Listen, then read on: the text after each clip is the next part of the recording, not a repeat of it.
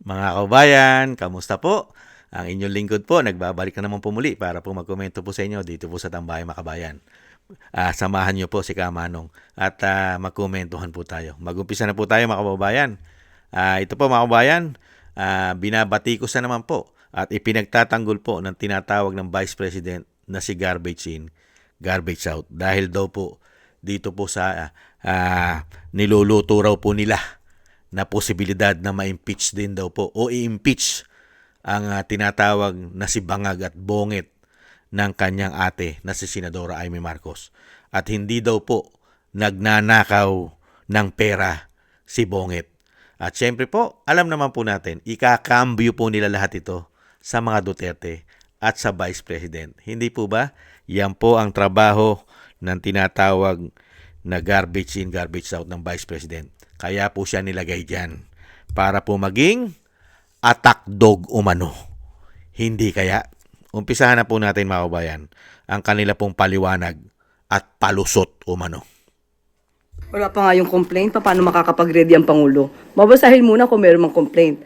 At di umano, ito yung nakita na rin natin sa balita, na di umano na may lumapit sa isang mambabatas na mga supporters ng isang politician. So, at mukhang sila ay mga miyembro ng DDS. Okay? So, sa mga supporters po ng Vice Presidente na nagnanais po na magsampa ng impeachment complaint, mas maganda po siguro bago magturo at tumingin sa iba, tulungan muna nila ang idolo nila. Una-una dahil ang usapin dito, ang impeachment complaint ay hindi ito pang media lamang. Hindi ito panakot lamang. Mas maganda po na masagot ang mga issue dahil sinasabi nila ang paglalabas di umano ng balak ng mga supporter ng mga Duterte na magsampa ng impeachment. Sinasabi ng iba, ito para makaiwas di umano ang Vice Presidente sa mga isyung paglustay at mga di umanong pagtanggap ng pondo, milyong-milyong pondo mula sa mga drug lords. So mas magandang masagot po yan. At ang Pangulo naman, handa naman po sa lahat ng pagkakataon dahil siya po ay gumagalang sa konstitusyon, gumagalang po siya sa proseso. Pero kung pag-uusapan po natin ay breach of public trust, dahil nabanggit ito tungkol sa di umanong pagpirma sa mga sa GAA. Ang Pangulo po, unang-una, hindi po siya nagnakaw ng pera. Pangalawa, siya po ang nagpapaimbestiga sa mga maaanumalyang flood control projects at maaaring naging sanhi ng korupsyon. Pangatlo, wala po siyang Mary Grace Piatos.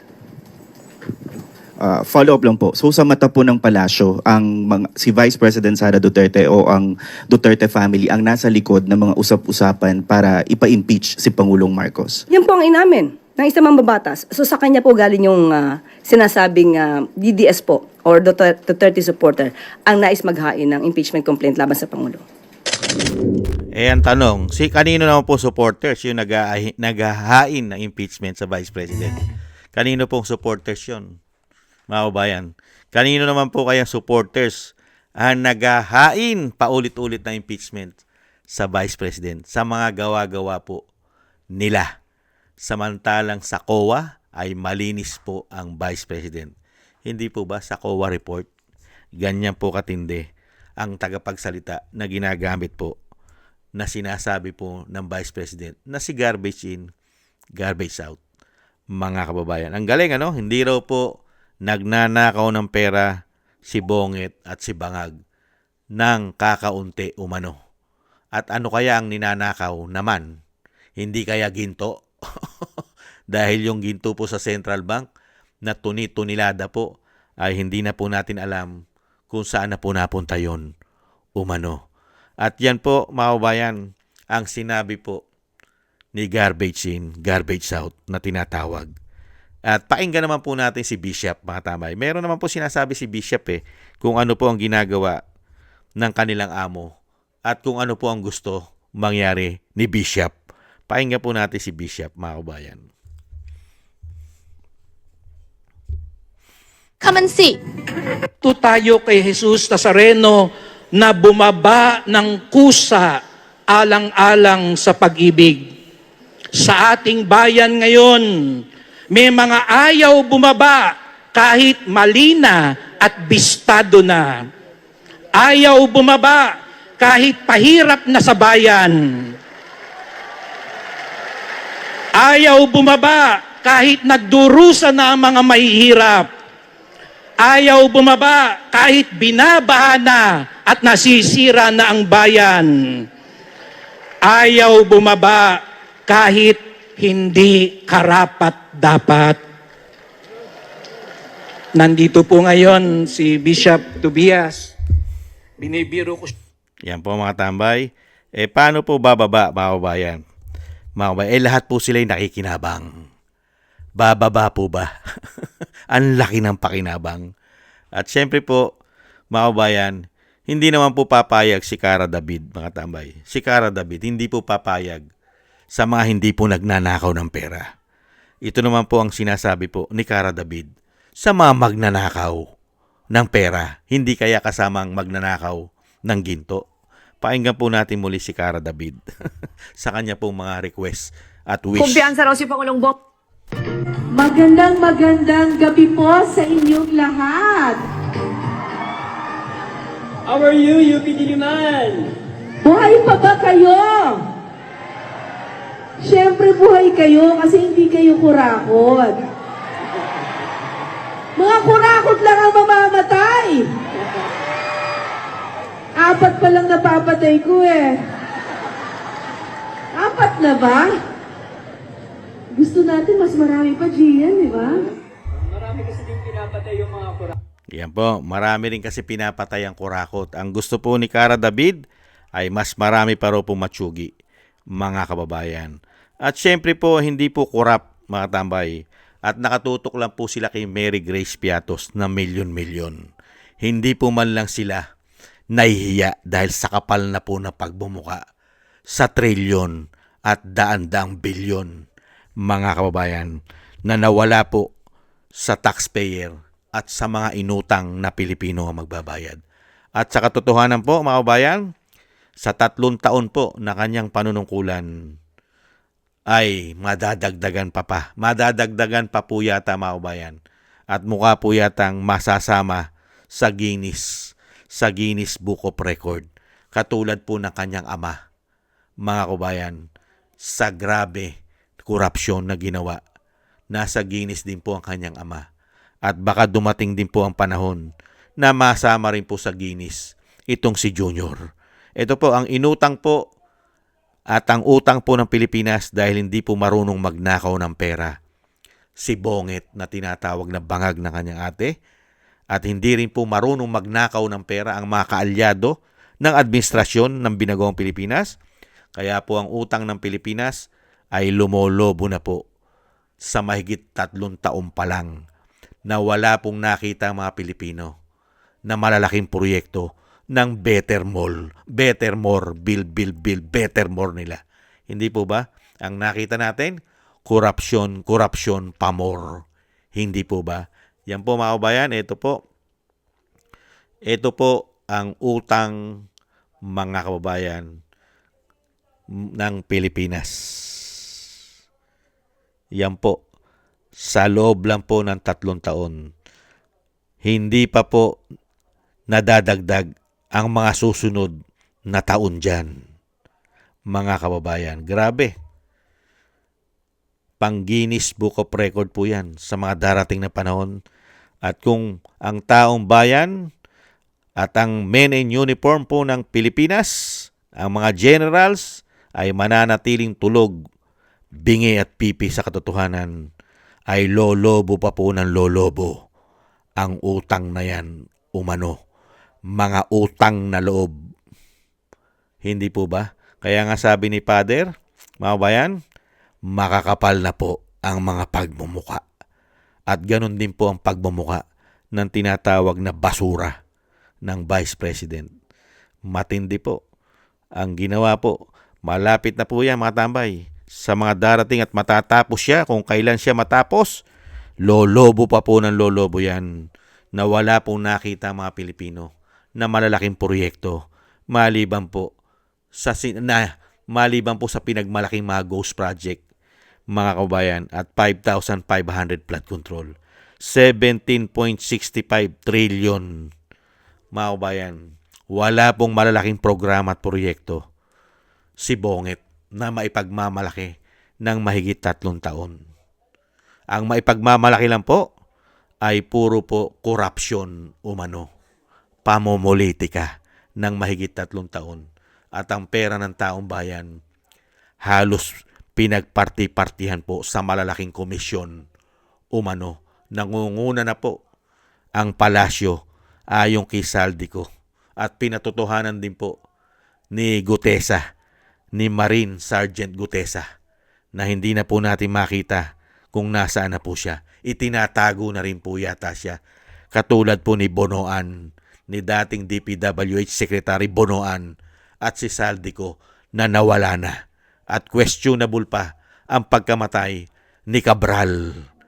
At sinasabi ng mga Pilipinong kababayan natin, baka daw po nasa Europa lang, nagbabakasyon, o sinasabing itinakas na umano nila din si Cabral. Hindi kaya? Kaya nga po sinasabi po ng sinasabi ng Yusek na tinatawag na basura ng Vice President. Totoo po ba ito't katanggap-tanggap na si Bongit na tinatawag na bangag ng Senadora Amy Marcos ay hindi raw po nagnanakaw ng pera? Ang magnanakaw at dapat ma-impeach ay ang Vice President. 125 million may audit ng COA, mga kababayan. Samantalang ilang taon na po nagkakamal ng hindi bababa sa 4.5 billion tumataginting. Mahigit 3 taon na po. Hindi po ba? At ganun din po kalaki ang kanyang confidential intel fund. 4.5 billion. Hindi po marunong magnakaw at hindi po nagnanakaw ng pera si Bongit. Kaya nga po matatanong natin ano ninanakaw? Ginto? At hindi nagnanakaw ng kakaunti na pera? Kaya? Dahil pera, kung kakaunti, hindi nanakawin. Pero pagka daan-daang bilyon, trilyon, nanakawin o pwede nang nakawin umano. Ganun po ba, Yusek? Mga kabayan? Kaya ganyan po ang taong ito. Ganito po katindi. Kaya nga po ang taong bayan, hindi lang po si Cara David ang nananalangin at nagwiwis na ang mga magnanakaw ng bilyon-bilyon at trilyon ay kunin na daw po. Kunin na. Pinakukuha na ni Karen. Di po ba? Ni Cara, excuse me, for correction. Ni Cara David. Pinakukuha na ni Cara David. Grabe. Pinakukuha na. At nakakaapat na daw siya. Di po ba? Kaya nga yung sinasabi ni Bishop Rupino. Di po ba? Mga kabayan, wala na pong kahihiyan ng mga tao na yan. Lalo-lalo po yung tagapagsalita. Samantalang nung hindi pa po Yusek yan, ay kritiko po yan. Kritiko po yan ng Marcos umano. Pero ngayon, dahil nga po, hindi po siya himod, at hindi po siya silaw sa pera. Kaya po, nakita nyo naman po ngayon, dahil hindi po siya himod, at hindi po siya silaw sa pera, at meron po siyang prinsipyo. Kaya po nakita po natin kung ano po siyang klaseng Yusek umano. Hindi po ba, mga kabayan? Kaya nga po napakaraming bansag sa kanya. Kay Auntie Claire umano. Hindi po ba, mga kabayan? Kaya dito po, mga kabayan, nakita po natin, ginagawa pong tanga, bobo at gago ang mga Pilipino. Sa dami po ng issue ng korupsyon ng binagawang Pilipinas, sa Duterte pa rin po ang bagsak. At Duterte pa rin po ang nagmag-i-impeach. Ang tanong, may impeach po ba si Bongit at si Bangag?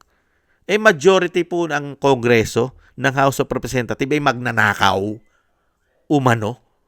Ang majority dyan, kakampi, kaalyado ng magnanakaw umano. Paano may impeach yan? Alam naman po natin mga kababayan, ang impeachment ay majority vote. Kailangan makuha mo ang majority ng House of Representatives. Di po ba? Kaya nga kay Vice President nakita po natin na ang mga magnanakaw ay nagsama-sama umano. Dahil po sa dami ng pera na pinaulan nila dyan umano, pakinabang ng mga magnanakaw na buhaya na sinasabi ni Cara David. Hindi po ba? Mga buhaya. Matatakaw. Daig pa nila ang buhaya. Yung literal na buhaya. Hindi po matakaw. Pag nabusog, namamahinga na. Samantalang ang mga buhaya sa Kongreso at sa mga lingkod bayan sa Senado daw at sa mga LGUs, walang kabusugan sa pagnanakaw umano. At isama na po natin ang mga departamento ng gobyerno. Hindi po ba? Napakarami po nilang issue ng korupsyon. Pero ang Commander-in-Chief na may accountability sa lahat at pati ang asawa ay nasasangkot sa korupsyon. Ayon kay Saldico, at ganoon din po ang anak na congressman na napakaraming issue rin po sa Ilocos Norte sa kanyang mga proyekto. At ganoon din po ang pinsan na dating speaker. Pero hindi po sila nagnanakaw ng pera ng kakaunti umano. Ganyan po kabulag. Mula po nung naging Yusek po, itong tao na ito umano ay naging bulag na po, pipi at bingi sa katotohanan. Parang mga men in uniform generals umano. Bulag na bulag po sa katotohanan ang ating mga general. Hindi kaya? Nagtatanong lang si Kamanong, buti pa ang bishop at si Cara David ay hindi po bulag, mga kababayan. Yan po mga kababayan, ipinaniniwala po ang taong bayan na ang dapat pong ma-impeach ang Vice President, hindi po si Bongit, mga kababayan, dahil hindi raw po marunong magnakaw ng pera na kakaunti umano. Hindi po ba? Kaya nga po malapit na pong mailagay sa Guinness Book of Record ang napakagrabing utang na ginawa na wala pong nakita ang mga Pilipino kung hindi po magkamatay sa mga proyekto nilang flood control. Hindi po ba? At dinala po tayo sa pagkakabangkarote ng ating ekonomiya, bagsak na piso, napakamahal na mga bilihin at kawalan ng trabaho sa ating bansa at walang pumapasok na malalaking investment o investor dahil po sa napakagaling at hindi marunong magnakaw na presidente daw, sabi ng isang garbage in, garbage out. At ang pinakamabigat, mga kabayan, ang pinakamabigat, may bisyo pa na pulburon at coke. Ayon yan sa senadora. Ganun po katindi, mga kabayan. Kaya nga lang po nananatili sila sa kapangyarihan dahil po tulog, pipi at bingi ang mga general umano na sila po ang may kakayahan, kamukha po ng ginawa nila sa kanyang tatay at kay dating Pangulong Estrada. Hindi po ba? Napakatibay po at napakalakas ng kapangyarihan pagka ang kumilos na po at hindi na po sila bulag at pipi at bingi ang mga men in uniform na inaasahan po ng taong bayan umano na magising na po sila sa katotohanan umano sa kanilang mahimbing na pagkakatulog yata. Dahil po yata meron yatang dagan-dagan sa kanilang mga mata na mga male-maleta. Hindi kaya? Male-maleta kaya nakadagan sa kanilang mga mata. Kaya nananatiling bulag, pipi at bingi. Nagtatanong lang po si Kamanong. Hindi naman po masama magtanong. Hindi po ba? Buti na lang po mga kabayan. Ayon po kay Atty. Guanzon, dapat po tayong magpasalamat. Kung wala po ang ating mga bayani, mga OFW, kawawang-kawawa po lalo ang ating bansa. Kawawang-kawawa po.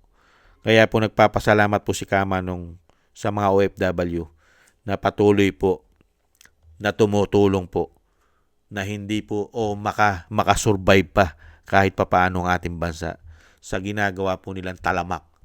Talamak na pagkakautang, talamak na pagkaka yung ginagawang korupsyon, talamak na korupsyon. at talamak silang mangutang.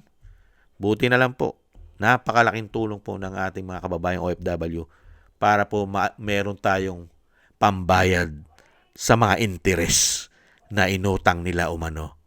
Hindi po ba? Maraming salamat po sa inyo, mga kababayan, mga OFW natin. Mabuhay po kayo. Ayan po mga tambay, yan po. Hindi po katanggap-tanggap sa Malacanang at sa Palasyo na masama po sa impeachment. At syempre po, ganyan po katindi ang garbage in, garbage out.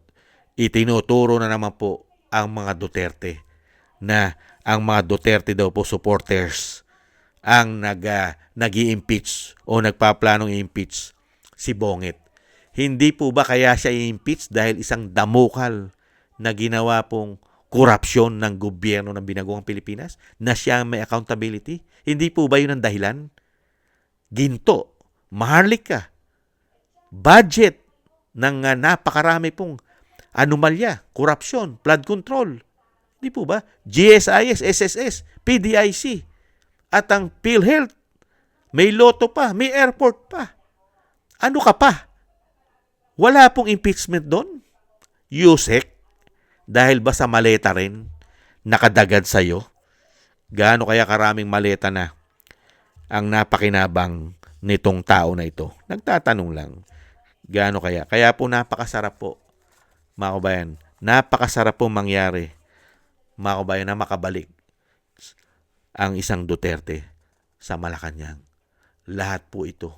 Sana isama rin po itong Yusek na ito sa mga malalim na investigasyon kung gaano po karami ang maleta rin po yata na nakuha niyan o mano. Hindi po ba? Kaya ganyan po siya katindi, bumatikos sa hindi magnanakaw.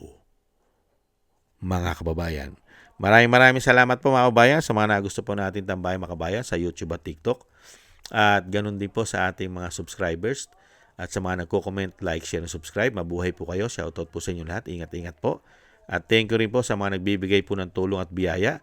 Shoutout po kay Eric Hershaw ng Canada, Jake Yahut ng Maisog, California, USA, Gina Ray Solidides ng Berlin, Germany, Julieta Silona ng Sydney, Australia, si Annie Jo at si Gay at Shena, si Tatay Nick ng Canada, at si Balance Vision TV. Thank you po sa mga biyaya at tulong mga kababayan. Shoutout po sa inyo lahat. At ingat po kayo sa inyong pumapagawa. At syempre po yung panalangin at dasal po natin mga kababayan na tayong lahat po, ang ating buong sambayanan at ang pamilya Duterte at ang mga nagtatanggol po at lumalaban po sa katotohanan ay maingatan po tayong lahat sa kapahamakan. At ganoon din po ang madugtungan pa po ang buhay at kalakasan ng dating Pangulo at makalabas na po siya sa lalong mabilis. Maraming salamat po sa mga dasal mga kababayan. Ingat po at God bless po sa inyo mga kababayan. Muli po, paalam. Bye-bye.